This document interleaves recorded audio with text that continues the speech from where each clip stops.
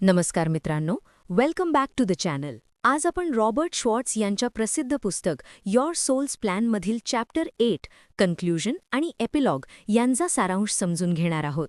या पुस्तकाच्या शेवटी लेखक आपल्याला एक खूप खोल आणि साधं सत्य सांगतो. आपण फक्त शरीर नाही, आपण एक शाश्वत आत्मा आहोत. लेखक सांगतो की गेल्या 3 वर्षांच्या प्रवासात त्याने अनेक धैर्यवान लोकांच्या कथा ऐकल्या. हे लोक त्याचे शिक्षक झाले. तसेच त्याने काही अदृश्य आध्यात्मिक अस्तित्वांकडूनही ज्ञान मिळवलं. या सगळ्यामुळे त्याचं जीवन आणि दृष्टी पूर्णपणे बदलली.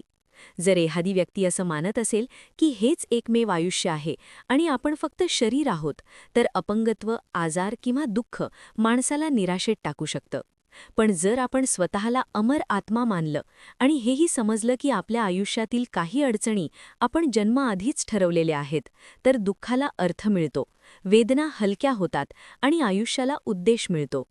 लेखक आता असं मानतो की प्रत्येक गोष्टीमागे एक उच्च अर्थ असतो.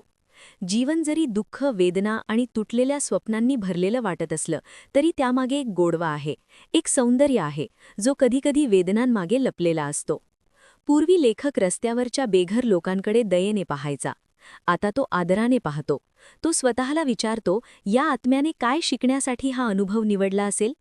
कदाचित त्यांनी असं आयुष्य निवडलं असेल जेणेकरून आपण करुणा, मदत आणि प्रेम अनुभवू शकू. एड्स, व्यसन, आजार, दुःख हे सगळं शिक्षा नाही, तर आत्मिक शिकवण असू शकते. काही आत्मे सहनशीलता शिकवण्यासाठी येतात, काही आध्यात्मिकता पुन्हा शोधण्यासाठी, तर काही प्रेम म्हणजे काय हे दाखवण्यासाठी. जिथे लेखक आधी दोष पाहायचा, तिथे आता तो दैवी योजना पाहतो. एक पान गळणं असो, वाऱ्यात वाकणारी गवताची पात असो, काहीच योगायोगाने घडत नाही. प्रत्येक व्यक्तीचा एक दैवी उद्देश असतो. आपण फक्त स्वतःसाठी नाही, तर इतरांसाठीही इथे आलो आहोत. कोणी सहनशीलता शिकवतो, कोणी उपचार देतो, कोणी सत्य बोलण्याची कला शिकवतो. प्रत्येक आत्मा इथे आपलं प्रेम व्यक्त करण्यासाठी आलेला आहे. हे सगळे आत्मे खूप धैर्यवान आहेत. रॉबर्ट शॉर्ट्झ एपिलॉगमध्ये सांगतात, 25 वर्षांनंतर क्रिस्टिना त्या जागी परत येते जिथे तिचं आयुष्य कायमच बदललं होतं. आज तिथे शांतता आहे.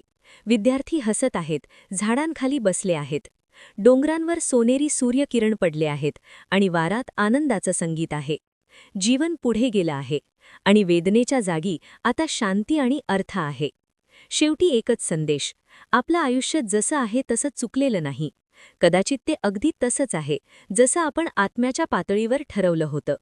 जर हा विचार तुम्हाला स्पर्श करून गेला असेल, तर व्हिडिओला लाईक करा, शेअर करा आणि अशाच आध्यात्मिक विषयांसाठी चॅनलला सबस्क्राईब करा. धन्यवाद.